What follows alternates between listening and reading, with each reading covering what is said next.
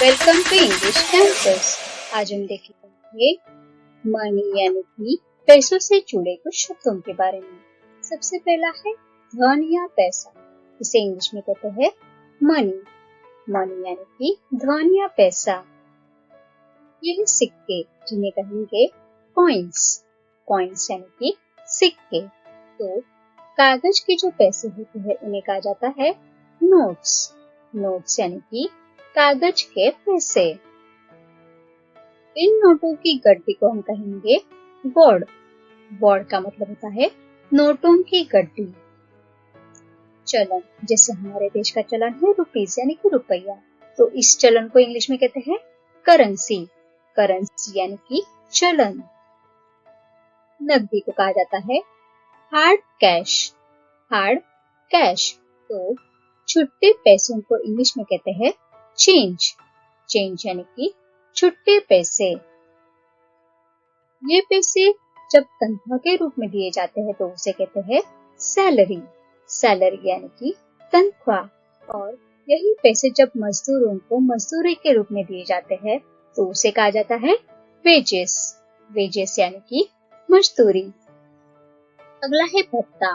भत्ता यानी कि अलावेंस। अलावेंस जैसे कि काम करने वालों को उनके ट्रैवलिंग के लिए यानी कि काम पे या ऑफिस में आने के लिए पैसे दिए जाते हैं उनके ट्रैवलिंग के लिए, या फिर उनके रेगुलर बॉडी चेकअप के लिए उन्हें भत्ता दिया जाता है कंपनी की तरफ से, तो इन भत्तों को कहा जाता है अलावेंस यानी कि भत्ता। बख्शीश यानी बोनस। बोनस यानी कि बख्शीश। अगला है निवृत्ति वेतन। निवृत्ति वेतन को कहा जाता है पेंशन। पेंशन यानी कि निवृत्ति वेतन।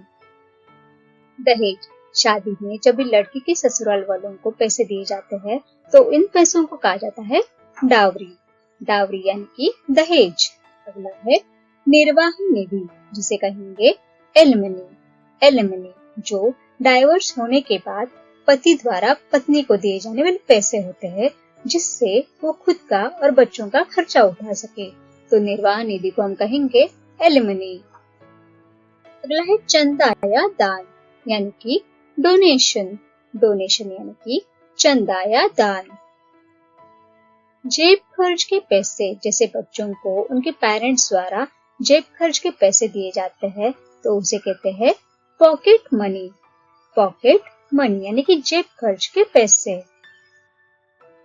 कर्ज या उधार को कहेंगे डेब्ट। डेब्ट यानी कि कर्ज या उधार। जुर्माना, इसे कहेंगे पेनल्टी। पेनल्टी यानी कि जुर्माना। कई कई जगहों पे इसे फाइन भी कहा जाता है। भुगतान शुल्क यानी कि चार्जेस।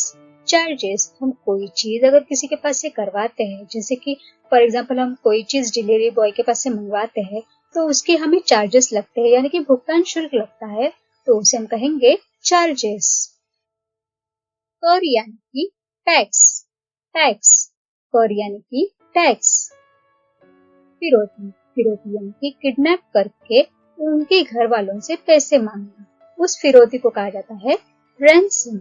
रैंसम यानी कि फिरौती। नेक्स्ट है घूस या रिश्वत, जिसे हम कहेंगे ब्राइब। ब्राइब यानी कि घूस या रिश्वत। बख्शीश। बख्शीश को कहा जाता है टिप। टिप यानी कि बख्शीश। ऋण, जैसे कि हम गाड़ी लेने के लिए या घर लेने के लिए बैंक से कुछ पैसे उधार लेते हैं ऋण के रूप में, उसे इंग्लिश में कहते हैं लोन। लोन यानी कि ऋण। अगला है मासिक किस्त। मासिक किस्त यानी कि ईएमआई। ईएमआई यानी कि इक्वेटेड मंथली इंस्टॉलमेंट, जैसे कि हम घर खरीदने के लिए गाड़ी के लिए बैंक से जो लोन लेते हैं उसमें से वो लोन चुकाने के लिए हमें हर महीने कुछ पैसे जमा करने होते हैं बैंक में, उसे कहा जाता है ईएमआई यानी कि मासिक किस्त। अगला है किराया। किराया यानी कि फेयर। फेयर, हम जब भी गाड़ी से, ट्रेन से या प्लेन से किधर भी जाते हैं तो उसके लिए हमें उसका किराया भरना होता है, तो उसे कहा जाता है फेयर। आमदनी, इसे इंग्लिश में कहते हैं इनकम। इनकम यानी कि आमदनी।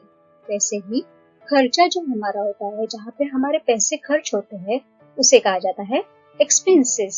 एक्सपेंसेस यानी कि खर्चा। अगला है शुल्क। शुल्क यानी कि जैसे कि हम हमारे बच्चों को पाठशाला भेजते हैं या फिर कोचिंग में भेजते हैं, वहां पे उनका कुछ शुल्क भरना होता है। उस शुल्क को इंग्लिश में कहा जाता है फीस। फीस यानी कि शुल्क। छात्रवृत्ति को कहते हैं स्कॉलरशिप। स्कॉलरशिप यानी ऐसी रकम या ऐसे पैसे जो विद्यार्थी को किसी स्कूल या कॉलेज में पढ़ने के लिए मदद के रूप से दिया जाता है, और उसी को कहते हैं छात्रवृत्ति यानी कि स्कॉलरशिप। नेक्स्ट है खजाना। खजाना यानी कि ट्रेजर। ट्रेजर मीन्स खजाना। तो इसे रखने के लिए हम जो लोहे का संदूक यूज करते हैं उसे कहा जाता है इंग्लिश में कॉफर।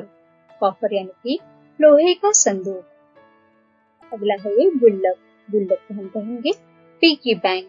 पिगी बैंक यानी कि गुल्लक, जिसमें हम हमारे पैसे जो है वो इकट्ठा करते हैं और उसी से हमारी होती है बचत। तो बचत को हम कहेंगे सेविंग्स। सेविंग्स यानी कि बचत। और लास्ट है तिजोरी। तिजोरी को कहा जाता है इंग्लिश में सेफ। सेफ यानी कि तिजोरी। Thanks for watching. Please do like, share and subscribe to my channel. Thank you.